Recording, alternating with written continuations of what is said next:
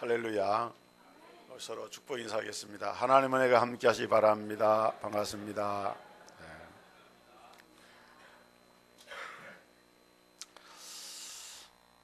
어떻게 해야 행복하게 살 수 있을까? 또 어떻게 살아야 후회하지 않는 이런 삶을 살 수 있을까? 우리가 늘 고민하고 또 바라는 그런 마음들입니다. 프랑스 혁명사라고 하는 불후의 명작을 남긴 토마스 칼라일이라고 하는 사람이 있습니다. 이 사람이 프랑스 혁명사를 집필할 때에 약 2년 동안 거기에 매달려서 그야말로 아주 각고의 노력 끝에 원고를 탈고를 해가지고 자기 가장 친한 친구에게 그 원고를 좀 검토해 달라고 이렇게 보냈습니다. 감수해 달라고 보냈는데 그 친구가 원고를 받아가지고 읽다가 책상 위에 이렇게 올려놓고 조금 이제 휴식을 취하기 위해서 밖에 나간 사이에 그 집에 하녀가 방 청소를 하러 들어왔어요. 보니까 원고지가 누릿누릿한 원고지가 무슨 못 쓰는 건 줄 알고 불쏘시개에 난로에다 집어넣어가지고 불쏘시개를 하고 태워버렸습니다. 외출했다가 돌아와 보니까 친구가 보낸 이 원고가 불타 없앤 것을 알고 기절초풍할 노릇이죠. 너무너무 미안하고 그래서 알렸습니다. 이렇게 해가지고 자네가 보낸 원고를 이렇게 잃어놓으라고. 그러니까 그 당사자가 얼마나 실망이 됐겠습니까? 한 주간 동안 이 토마스 칼라일이 음식을 먹지도 못하고 시리에 빠졌습니다. 그러다가 생각을 이렇게 바꿨답니다. 어쩌면은 좀 더 좋은 작품을 쓰라고 하는 하나님의 뜻이 있을지도 모른다. 그리고는 다시 온 정성을 다해서 7년이라고 하는 시간을 들여서 이미 불타버린 1권에다가 2권, 3권을 추가해가지고 새로운 작품을 썼습니다. 그것이 바로 세계적인 불후의 명작이 된 프랑스 혁명사입니다. 그 책을 썼던 칼라일이 한 유명한 말이 있습니다.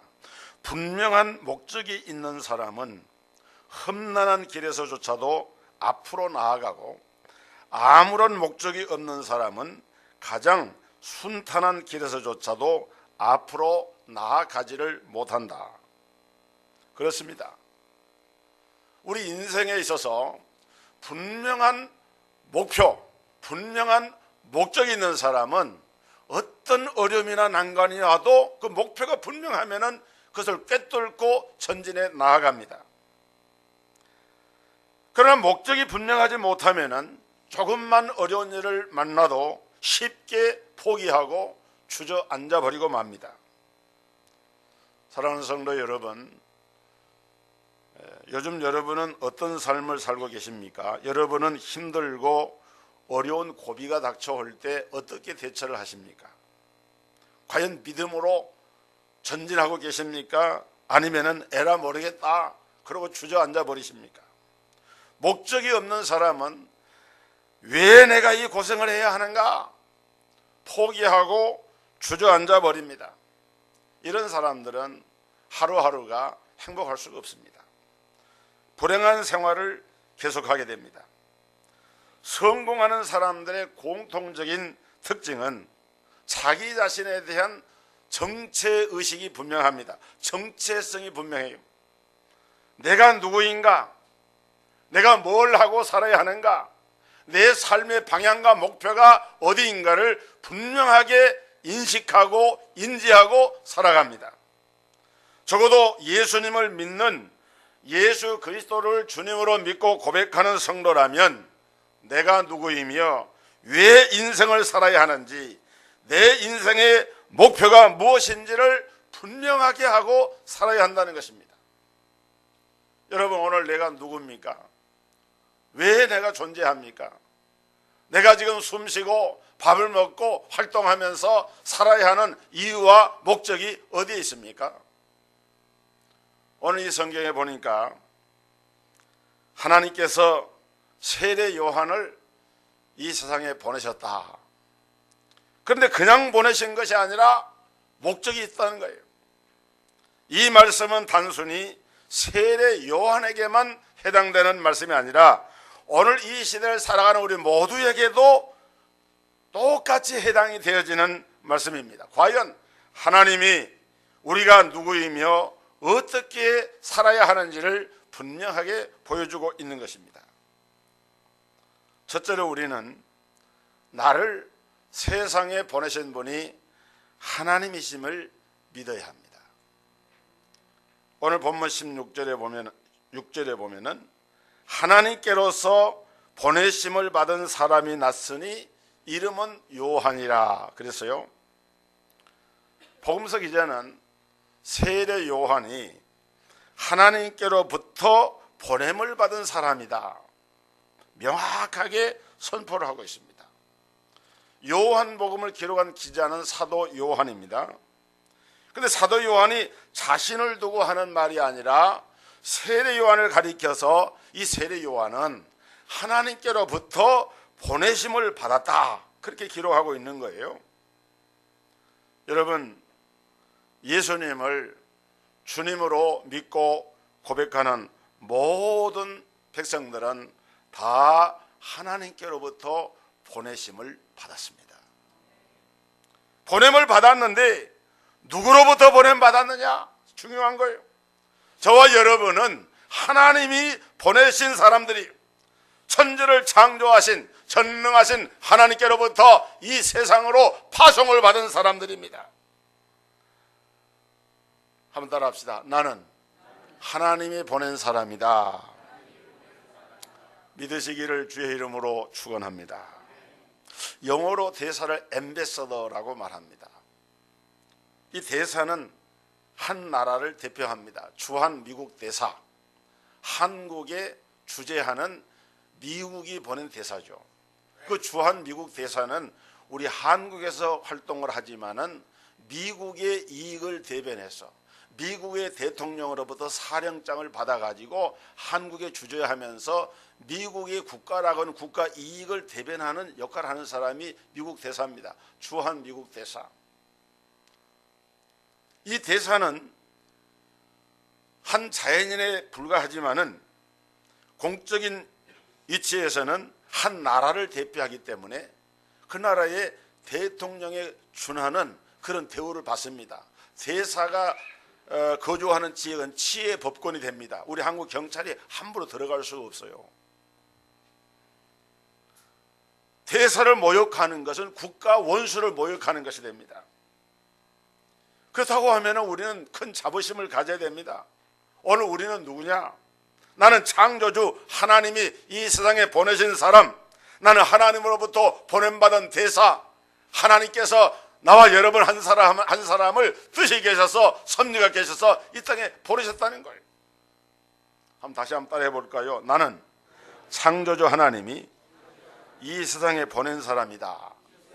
한 번 더. 나는 하나님으로부터 보냄받은 대사다.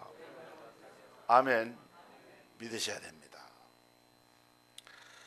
내 백그라운드는 하나님이시다. 내 배경은 하나님이 내 배경으로 나를, 천지를 창조하신 하나님이 내 배후에 나를 보내신 분이 자리하고 계신다라고 하는 이 믿음을 가지고 살아야 한다는 거예요.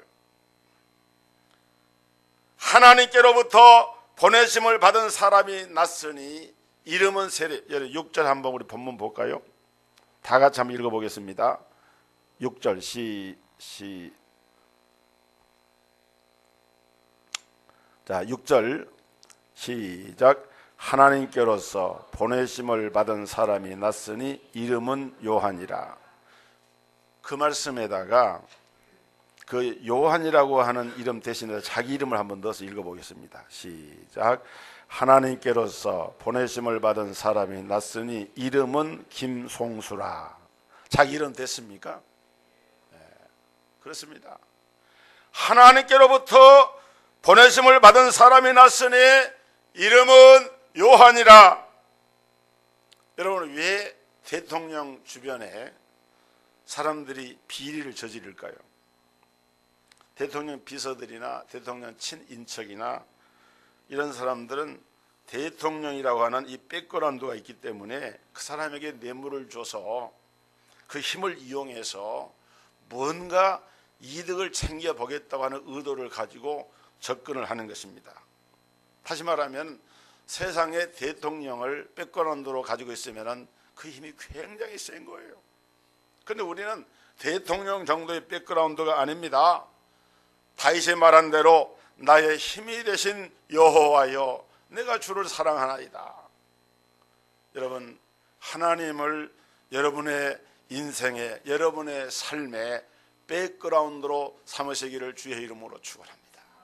나의 주, 나의 하나님, 다윗이 여호와는 나의 목자시니 내가 부족함이 없으리라 말하면서 나의 힘이 되신 여호와여 라고 고백을 했던 것처럼 우리의 내면에, 우리의 영적인, 우리의 마음의 중심 깊은 곳에서 하나님을 향한 이런 고백이 있어야 한다는 거예요.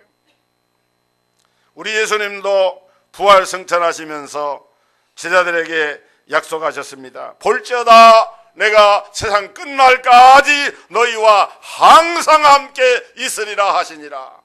주님의 제자들에게, 하나님께서 아브라함에게, 모세에게, 여호수아에게, 다윗에게, 그리고 오늘 나에게 항상 함께 하겠다, 내가 너와 함께 하겠다. 오늘 우리 하나님은 저와 여러분을 이 세상에 보내시고 우리에게 함께 해주시겠다고 약속하고 계시는 줄 믿으시기를 주의 이름으로 축원합니다. 예전에 제가 아는 어떤 분이 저에게 이런 말을 했습니다. 나는 부모가 실수해서 낳았습니다. 하마터면은 못 태어날 뻔했는데 나는 태어난 사람입니다. 그러니까 자기는 세상에 있으나 마나한 사람이라는 거예요. 왜냐하면 원래 계획이 없었는데 태어났다는 거예요.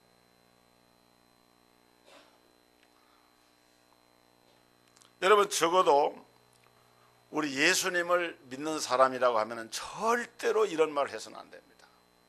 절대로 어쩌다가 우연히 자연히 태어난 사람은 아무도 없어요. 하나님의 섭리와 계획과 뜻과 하나님의 그 놀라운 경륜을 따라서 오늘 나의 생명이 이 땅에 존재하고 있는 거예요. 부모가 안 나려고 하다가 실수해서 낳았다 하더라도 사람 편에서 볼 때는 실수인 것 같고 안 나려고 한 것 같지만은 하나님의 계획 속에서 태어난 줄 믿으시기를 바랍니다. 내가 보기에는 나는 태어나지 말았어야 할 사람처럼 보인다 할지라도 하나님은 특별한 계획을 가지고 계신 거예요. 그것이 바로 세례 요한이었고, 그것이 바로 다윗이었고, 그것이 바로 오늘 저와 여러분들인 것입니다. 두 번째로 우리는 특별한 사명이 있음을 알아야 합니다.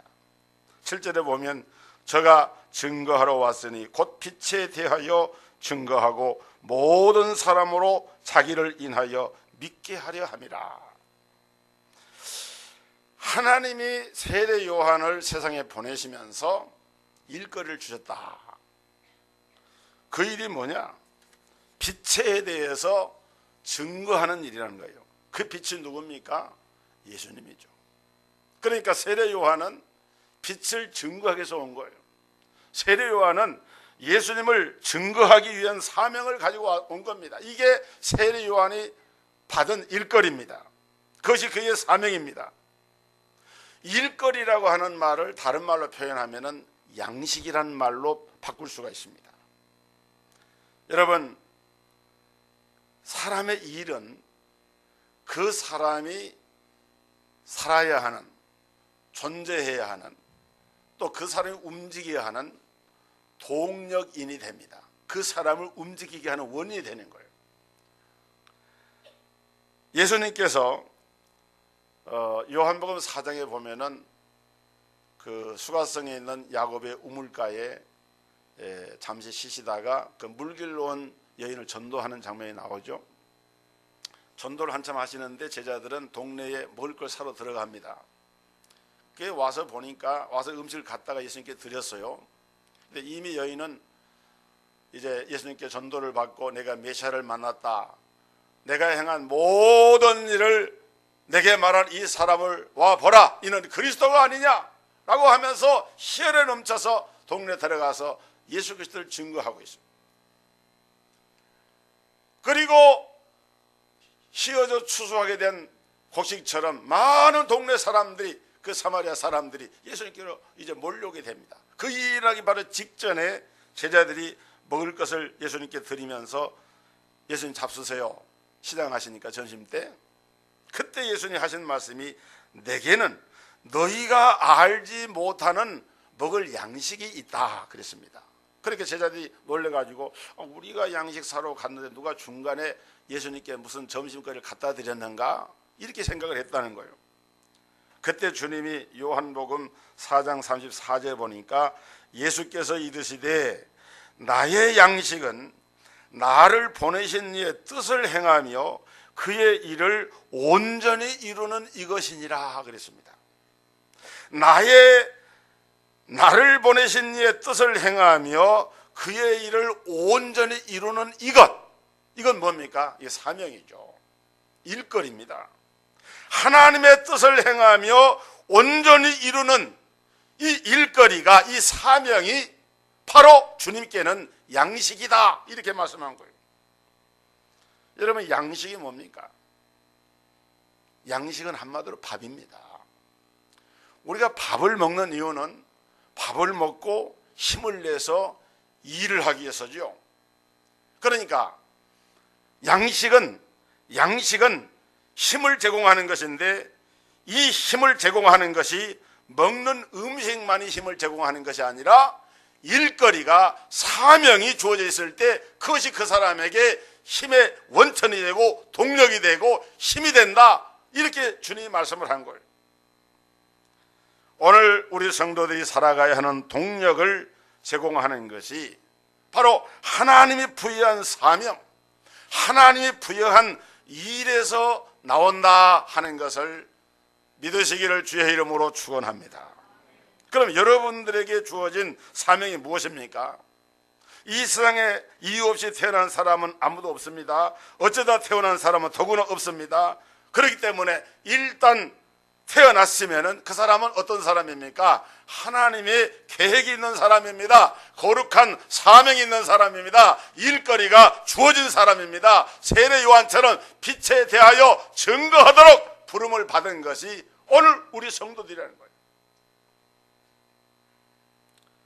어떤 직종이든지 그것이 죄를 짓는 일이 아니라고 하면은 오늘 모든 우리 그리스도인들은 자기들의 그 삶의 현장에서 빛에 대한 증거의 사명이 있는 것을 믿으시기를 주의 이름으로 축복합니다.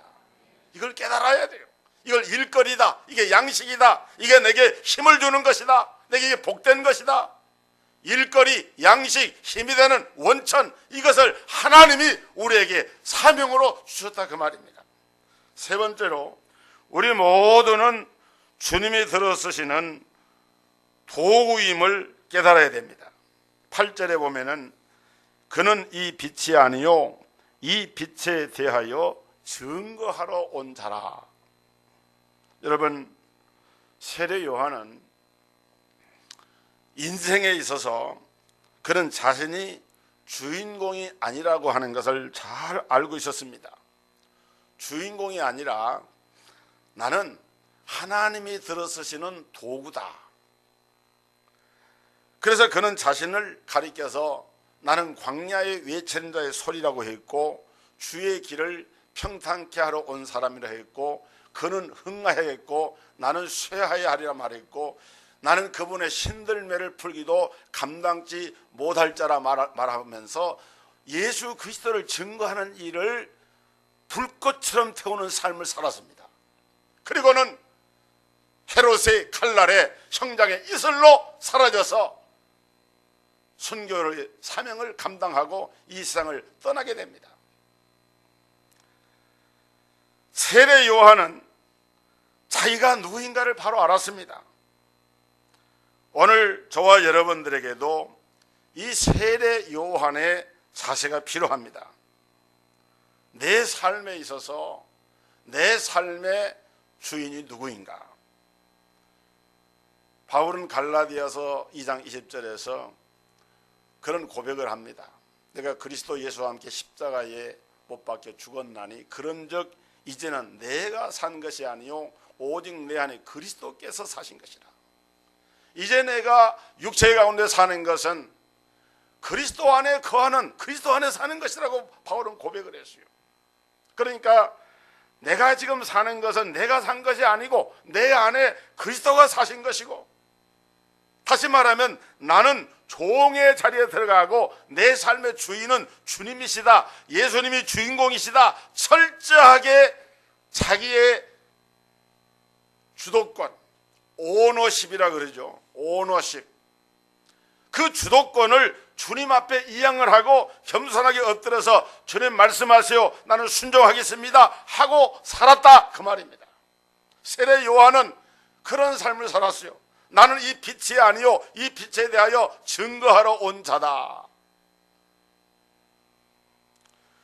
우리가 하나님의 말씀에 순종하고 그분 앞에서 겸손히 행할 때 우리 하나님은 우리를 통해서 놀라운 일들을 행하시게 됩니다. 그때 우리가 기억할 것이 있는데, 나는 그분 앞에서 아무것도 아니다, 나는 단지 도구에 불과하다 하고 오직 영광을 누구에게 돌려드려요? 하나님 앞에 돌려드려야 됩니다. 오직 예수님만이 빛이시다. 그런데 여러분, 사람들은요 이런 게 있습니다. 좀 잘되고 좀 형통하고 좀 이렇게 삐까삐까 하면서 막 잘 나가지 않습니까?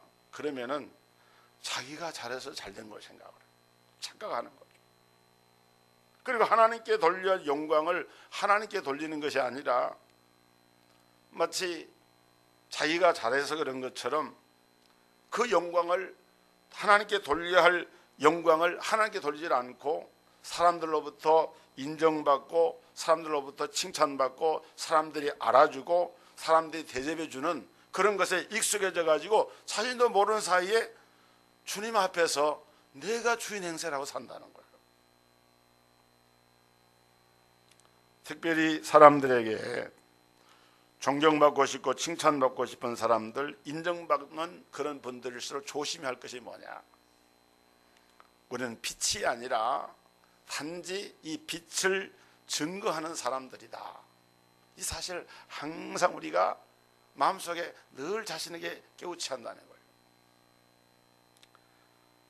물론 우리가 주님의 일을 하다 보면은 나에게서도 어느 정도 빛이 난다, 이런 생각을 할 수가 있습니다. 그래서 내가 영광을 조금 받는 것도 괜찮지 않을까 하는 이런 생각에 빠질 수가 있습니다. 그러나 우리는 다시 한번 깨달아야 돼요. 나는 빛이 아닌 거예요. 나는 빛을 비추는 도구일 뿐이지 빛은 오직 예수님만 빛입니다. 그런데 여러분, 마태복음에 보면은 예수님께서 너희는 세상의 빛이라, 마태복음 5장 14절에 보면은 너희는 세상의 빛이라, 거기서 말하는 빛은 뭡니까? 참 빛이신 예수님의 빛을 받아가지고 반사해서 비추는 빛인 거예요. 원래 빛이 아닙니다. 여러분, 밤에 달이 뜨면은 달이 빛을 발하잖아요. 달은 발광체가 아니에요. 달 자체는 우리가 달에 우주인들이 들어가 봤지만은 달도 우리 지구의 표면처럼 흙덩어리 이런 게 돼 있지, 이게 무슨 빛을 발하는 반딧불이 같이 말이야 빛을 발하는 그런 게 아닙니다. 그냥 하나의 이 달이라고 하는 하나의 그 위성, 달이라고 하는 하나의 별일 뿐이에요. 별. 그러니까 너희는 세상의 빛이라 할 때에 내 안에서 내가 스스로 어떤 빛을 발한 걸 생각하면 안 돼요. 우리가 예수님을 믿고 따르면서 주님의 빛이 내 안에 거하시면 그 빛으로 말미암아 우리 가운데 빛의 현상이 나타나고 빛을 발하게 되지만은 착각해서 안 되는 것은 그렇다고 해서 내가 빛인 것이냐? 빛은 오직 예수 그리스도라 그 말이에요. 그래서 이사야 43장 7절에 보면 내 이름으로 일컫는 자 곧 내가 내 영광을 위하여 창조한 자를 오게 하라. 내가 그들을 지었고 만들었느니라. 이사야 42장 8절에서 나는 여호와니 이는 내 이름이라. 나는 내 영광을 다른 자에게 내 찬송을 우상에게 주지 아니하리라. 하나님께서 세우신 종들, 하나님께서 세우신 사역자들, 하나님께서 세우신 중직자들, 하나님께서 세우신 일꾼들은 오직 하나님의 영광을 위하여 세웠지 그들이 찬송을 받고 영광을 받기 위해서 세운 것이 아니라는 말씀인 것입니다. 오늘 그러므로 아무리 내가 수고하고 헌신하였어도 찬송과 영광은 오직 하나님께만 돌려야 할 줄로 믿습니다. 그것이 빛의 도구로 부름받은 우리의 사명인 거예요. 다시 말씀드립니다. 우리는 빛이 아니고 단순히 빛을 증언하러 온 자입니다. 참 빛은 오직 예수 그리스도뿐입니다. 그렇기 때문에 우리는 겸손해야 됩니다. 잠시 잠깐 딴 생각하면은 돌이킬 수 없는 수렁에 빠질 수가 있습니다. 왜 이단 교주들이 타락하는 이유가 무엇인가? 사실은 자기가 빛이 아닌데 자신이 빛인 줄 알고 착각하는 거예요. 사람들이 막 존경하고 따르고 인기가 막 치솟아오르고 추종자가 생기면은 착각하는 거예요. 처음에는 복음을 전한다고 일했다가 나중에 생각이 바뀌어지니까 내가 참 감람나무다, 내가 이슬성신이다, 내가 어린 양이다, 내가 새하늘 새 땅이다, 이런 소리가 나오게 되는 거예요. 사랑하는 성도 여러분, 우리 하나님은 여러분 한 분 한 분에게 엄청난 계획을 가지고 이 땅에 보내셨습니다. 그러므로 인간적인 생각으로 자신을 평가하지 마시기 바랍니다.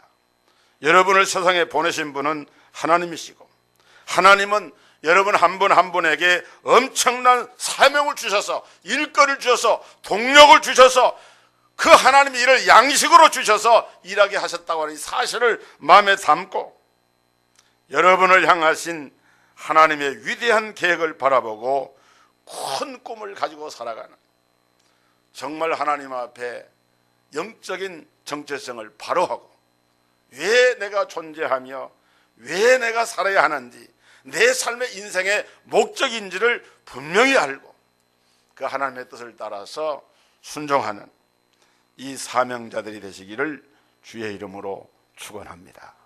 거룩하신 아버지, 우리 하나님의 놀라운 계획과 섭리 아래서 이 땅에 보냄을 받고 사명을 따라 일하게 하시며 몸된 교회를 섬기게 하신 우리 하나님의 사랑과 은혜를 감사드립니다. 세상에서 많은 사람들이 목적 없는 삶을 살아갑니다. 또 많은 사람들이 자신의 빛인 양 착각을 하고 자신이 하나님이 받아야 할 영광을 도적질하고 가로채는 일들이 일어나고 있습니다.